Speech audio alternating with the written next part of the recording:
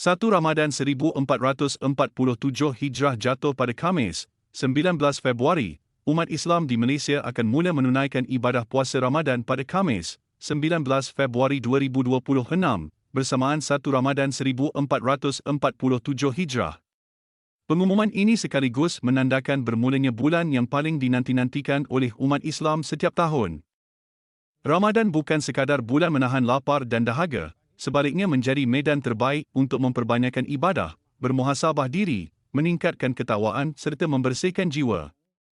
Ia juga membuka ruang untuk umat Islam memperkukuh hubungan kekeluargaan, menyantuni golongan memerlukan dan menyemai nilai kasih sayang dalam masyarakat. Dalam suasana penuh keberkatan ini, umat Islam digalakkan memanfaatkan setiap detik Ramadan dengan amalan soleh seperti solat berjemaah, membaca Al-Quran, bersedekah dan memperbanyakkan doa agar memperoleh keampunan serta rahmat Allah.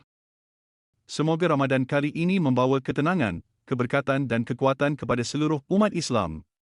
Selamat menyambut Ramadan Al-Mubarak.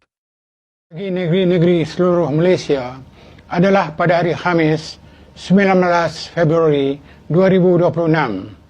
Sekian.